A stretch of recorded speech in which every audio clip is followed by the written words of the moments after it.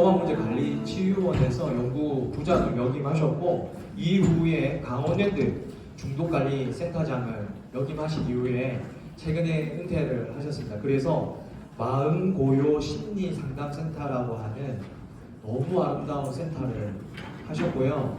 지금도 여전히 마음이 어렵고 중독자를 위해서 애쓰고 계신 우리 전영민 박사님 소개하도록 하겠습니다. 다음으로 여성 중독자.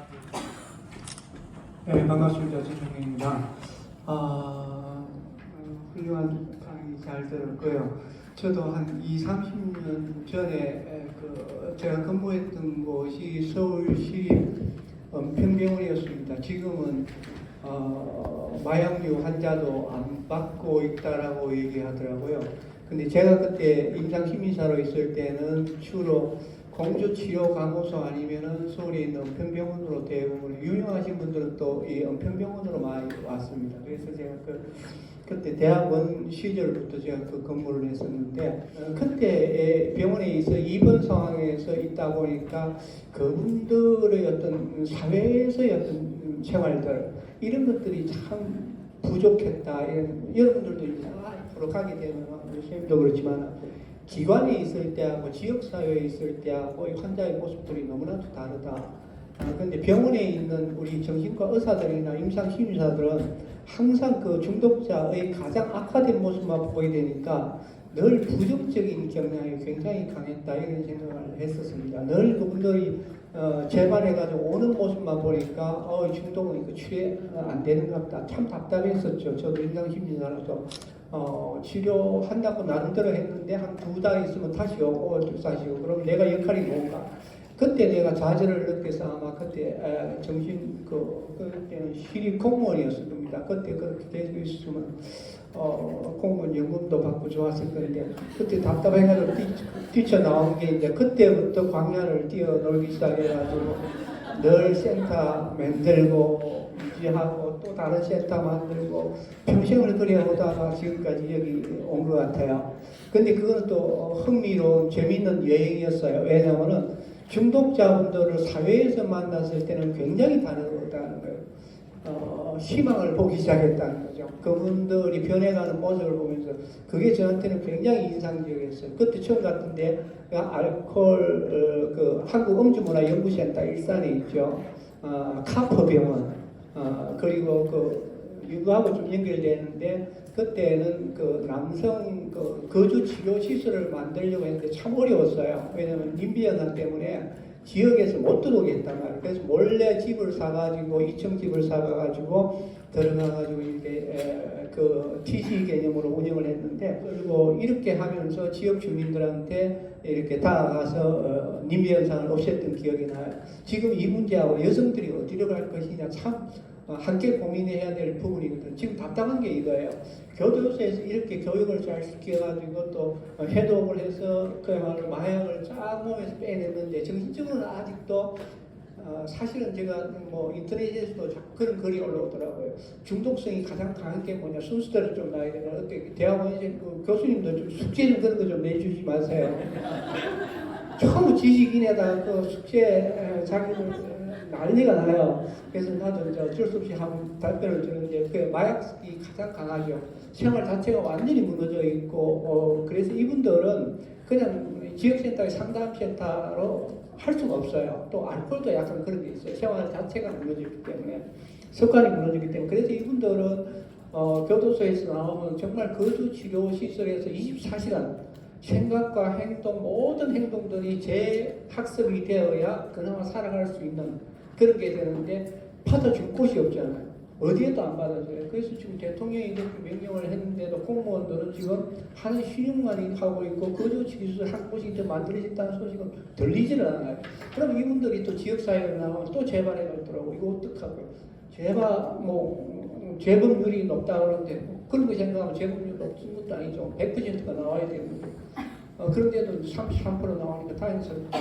그런데 정말 이분들이 살아갈 곳을 지금 불안하죠. 재범하는 거에 대해서. 그래서 특히 여성들은 여기서 제가 좀 토론하면서 이걸 뭘 맞출까 좀 얘기할까 이래 싶었는데 중독에 있어서는 남녀 차별이 심하다. 그거는 문화적인 차이도 있는 것 같아요.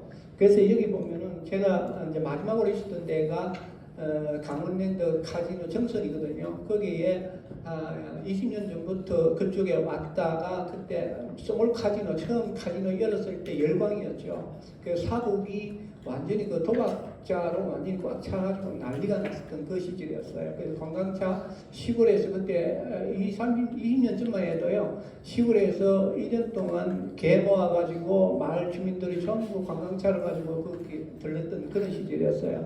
그렇게 들렀다가 한번 하다가 재미가 있으니까 머물러서 하다가 보니까 그 남아있는 초기에 중독된 분들이 거기 다 남았어요.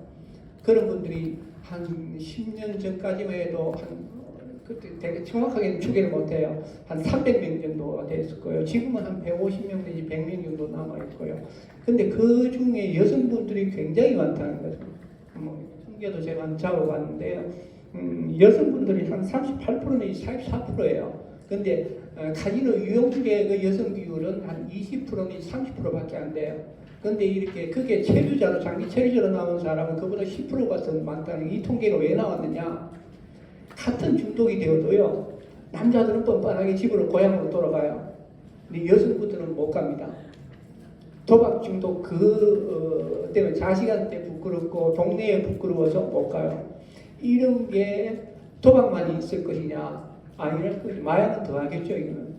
그래서 평등하지 않다는 겁니다. 물론 알코올은 신체적으로 평등하지 않아요. 같은 양을 마셔도 신체적으로 그 여성한테 피해가 굉장히 커요. 물론 회복하고 치료하는 과정에서도 여성분들은 그런 문화적인 차이 때문에 치료에 노출되지를 않아요. 숨어요. 이제 그런 문제들 때문에 우리가 치료자들은 그 여성분들의 그런 심리들을 좀 잘 챙겨야 된다. 그리고 어떤 기관에 가서도 정치적인 힘이 있던 이런 부분에 대해서 정말 그분들이 바로 사회 노출이 안 되고 안전하게 연착륙을 할 수 있도록 중간 치료, 거주 치료 시술뿐만 아니고 좀 더 그 하드한 치료 재활 아니고 그 중간 집이라는 외국인 강화 있어요. 그건 치료 과정 끝나면은 이제 치료는 안 하는데 생활을 할 수 있도록 중간 집을 둬가지고 또 거기서 유혹을 받겠죠. 거기서 이겨내는 걸 해내야 이분들은 사회에 안 되거든요. 이 동기로 중독이 된 사람들은 그 자체가 아까 뭐랄까 삶의 의미가 되는 거예요. 그 반사적인 사람은 삶의 의미를 못 찾다가 마약을 하니까 의미가 느껴지거든요. 근데 이 동기를 어떻게 대체해 줄 것이냐, 이건 굉장히 어려운 문제예요. 이제 그런 부분들을 우리가 생각해야 될 것 같다. 그래서 이런 어떤 중독이 되어가는 과정 또 동기에 따라서 좀 해줘야 될 것 같다, 이런 생각이 들고요. 그리고 또 우리 발표하시는 분한테 좀 여쭈고 싶은 것은 궁금해서 이제 마약류 환자를 많이 못 보니까 이런 상담자가 가져야 될 태도, 일반적인 태도 다 말씀하신 것 같아요. 이제 상담자가 내가 마약 환자를 대한다면 아까 말씀 중에서도 마약 환자분들은 마음을 잘 안 연다 그럴 것 같아요. 도박 환자들하고 또 비슷한 것 같아요. 왜냐하면 도박 환자분들도 늘 포카페이스죠. 늘 속이고 속이는 걸 많이 하고 거짓말을 많이 하다 보니까 마음을 쉽게 안 내준다는 거예요. 라포 형성이 참 힘들어요. 행위 중독이 있다 그러는 거예요. 저는 물질하고 둘 다 있어봤잖아요. 근데 마약은 물질 중에서도 또 다른 것 같아요. 알코올 환자분들은 몸이 아프고요. 그러니까 마음을 쉽게 줘요. 그래서 친근하게 다가가기가 참 쉬워요. 근데 행위 중독자, 게임 중독이나 성 중독이나 도박 중독자들은 마음을 잘 안 줘요. 그 라포 형성하기가 참 힘들어요. 근데 그 과정이 벌써 1, 2, 3회까지 지나가는데 마약도 그럴 것 같아요. 법적인 문제가 엉키다 보니까 쉽게 마음을 안 주는 이게 이제 치료자를 더 힘들게 하지 않을까. 그런 면에서 좀 그 마약 환자한테 좀 라포를 형성하는 데서 다가갈 수 있는 어떤 비법이 있다면 좀 그게 마지막 질문을 드리면서 토론을 마무리하겠습니다. 감사합니다.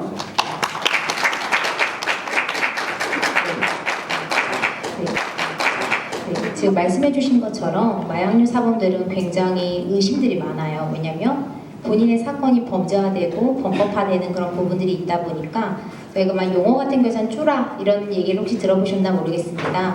네, 뭐 의심이 많고 저 사람이 또 나를 신고하는 거 아니야? 같이 마약했던 사람이 또 본인의 그 범수를 줄이기 위해서 나를 또 신고하는 거 아니야? 약간 그런 의심이 많기 때문에 아마 이런 치료자에 대해서도 믿지 않는 그런 부분들이 많습니다. 그리고 말씀해 주셨던 것처럼 제가 오늘은 사실 시간 관계상 다 다루지 못했던 부분이 있었는데 사실 여성이든 남성이든 이슈되는 그런 부분들이 사실 성과 관련된 부분들이 많습니다. 처음에는 뭐 그렇지 않더라도 나중에는 이제 성적 쾌감을 위해서 계속 사용하는 그런 부분들이 있다 보니까 여성 이제 중독자들도 마약류 중독자들도 그런 부분을 사실 오픈해서 이야기하는 게 쉽지 않다 보니 초기에 라포를 형성하는 그런 부분들이 굉장히 어렵다라고 이제 이야기를 드릴 수가 있을 것 같은데 그런 관계가 있지만 사실 시간적인 그런 부분 그리고 사실 정확히 그런 이슈들은 아니더라도 다른 그런 감정적인 부분 그리고 그런 살아왔던 거에 대해서 좀 더 힘들었던 그런 부분들에서 공감을 해주면 이런 여성분들은 또 잘 또 이야기를 하는 그런 부분들이 있어요. 그래서 그런 과거에서의 어떤 그런 생애사 같은 것들 저희는 이제 인생 그래프 활동들을 좀 하면서 과거 생활 그리고 현재까지 흘러왔던 그런 과정들을 하나하나씩 살펴보는데요. 그런 과정을 통해서 이제 집단으로도 하지만 1대1 개인 상담을 통해서 하나하나씩 살펴보고 그때 이제 치료자에서의 저희 진솔성이라고 표현을 하잖아요. 있는 그대로도 표현을 해줍니다.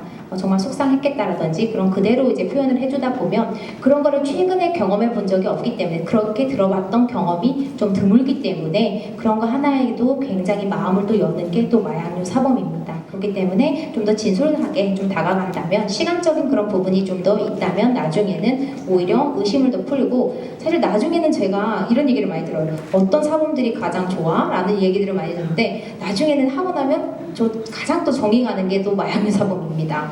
네, 좀 처음에 굉장히 힘듭니다. 저를 힘들게도 하고 나를 시험하는 것 같기도 하고 처음에 정말 의심도 많았어요. 왜냐면 지금 코로나 시대가 아닌데 되게 마스크를 쓰고 있는 거예요. 그래서 나를 거부하나 보다라고 했는데 나중엔 제가 좀 이해가 부족했던 거예요. 그들은 이제 신체적 손상이 많다 보니까 치아가 손상이 되다 보니까 일부러 어쩔 수 없어서 마스크를 쓰고 있었던 부분 제가 이해가 처음에 부족했던 거였겠죠. 이제 그런 것들을 이해하다 보면 처음에는 겁인 줄 알고 왜 저기 마스크 쓰나 이런 건데 아마 그런 거에 대한 치료자들도 그들을 이해하는 그런 공부도 좀 필요한 것 같고 공감을 좀 제대로 하다 보면 아마 더 잘 소통하고 변화하는 데 도움이 되지 않을까 싶습니다. 아마 그 여성 마약류 사범 또는 여성 마약 중독자 자체에 대한 이해를 바탕으로 그들의 삶과 증상들을 충분히 이해하고 그들의 세계로 들어가는 그것이 아마 라포를 형성하는 게 중요한 게 아닐까라는 답변을 주신 것 같고 정혜민 박사님께서도 그런 부분들을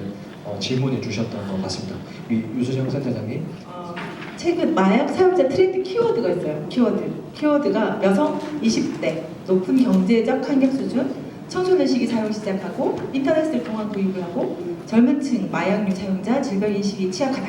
이게 가장 최근에 나온 이슈인데 우리가 오늘 다룰 수 있는 내용들은 여성인데 아까 발표자께서 말씀해 주신 것처럼 2018년 이후에 마약을 사용하는 여성 비율이 매년 증가하였다 했는데 오늘 제가 말씀드리고 싶은 것은 마약 관련해서 국내 연구와 대부분의 치료기관이 제혈기관 등이 남성 중심의 연구를 토대로 진행되었기 때문에 오늘 이 시간에는 여성 중심의 특화된 프로그램 개발과 여성 마약 치료 전문기관, 여성 재활자들을 위한 시설 및 연계 시스템이 필요하다는 토론의 주제들을 좀 드리고자 합니다.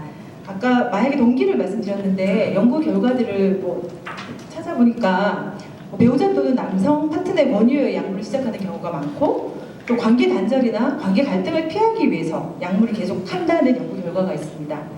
또한 여성은 마약 사용 이후에 성범죄 상황에 노출될 가능성이 높다고 합니다. 이런 고리인데요. 남성의 파트너가 마약을 권유하고 거기 성관계를 요구하고 그 성관계 한 것을 동영상을 찍고 그리고 또 협박을 하게 되면 이러한 악순환의 고리가 이제 계속된다는 것인데 결국 마약 사용 동기에서 시작되는 것은 어떤 거냐면 내가 이게 마약인지 알고도 있고 내가 선택해서 먹기도 하는데 그 먹는 그 기준이 뭐냐면 다른 사람의 중요한 타인의 권유에 의해서 이제 한다라는 내용입니다. 여성의 마약류 사용이 정서적, 심리적, 사회적 요인 상호작용한 결과로 나타나는데 국내 연구에서는 그러한 연구들이 나타나지가 않고 외국 연구에서만 이제 마약 중독의 그 자체보다는 수치심과 자존감의 문제, 관계에서 실패의 경험, 우울과 불안 등 정신건강상의 문제 등의 어려움을 겪고 있다고 하고 또 논문을 찾아보면 남성에 비해서 금단 증상도 더 심각하고 여성이 단약을 시도했을 때 남성보다 불쾌한 경험을 더 많이 한다고 또 나오고 있습니다. 사회적인 낙인, 그 도덕적 비난이라든지 아까 문화적인 영향을 받는다고 말씀하셨는데 죄책감에 직면하고 그 결과로 가족과의 단절, 신체적 학대나 성적 학대 등이 보고되고 있습니다. 또 데이트 폭력 이후의 트라우마 증상을 나타내기도 해서 악순환의 고리를 가지게 됩니다. 이러한 현상 때문에 여성 마약 중독자의 심리적 취약성에 대한 연구가 필요함을 제언드리고 싶고요.